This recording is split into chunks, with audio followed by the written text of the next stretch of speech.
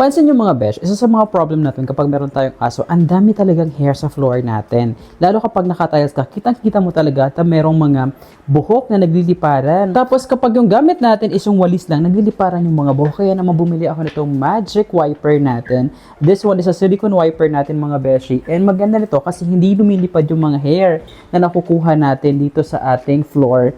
Dun sa mga buhok ng aso mga beshi. Tingnan mo. At ang ganda. Maganda siyang gamitin. Ang good thing is, mura lang to. Hindi to aabot ng mga 200 pesos or mga 500. Napakamura lang nito ng 100 plus lang ata to. And magagamit mo talaga siya sa ganyan. So, pwede itong gamitin dito sa dry na tiles mo.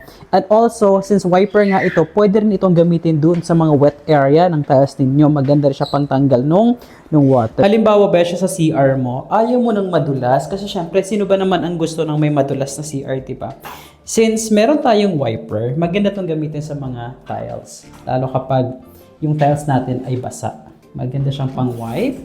Since this is silicone, kaya hindi ka mahihirapan gamitin to para sa mga ganitong basa na tiles natin. Malaking tulong to sa akin kasi nga meron ako mga aso at may mga place kasi ng bahay namin na nababasa minsan.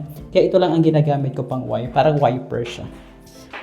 Itong area kasi ng bahay namin, beshi, nabasa kasi siya dahil nga nung nakarang araw, di ba nga may bagyo? Itong front door namin, may pumasok na water.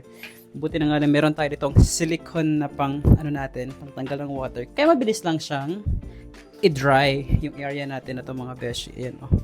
Itong area dito sa may door natin, meron kasi ito parang kanal na kapag may pumasok na water dito sa loob ng bahay, meron siyang lalabasan kahit nakasarado yung pintuan. Meron siyang parang mini kanal ang tawag ata dyan. Basta may labasan ng water dito.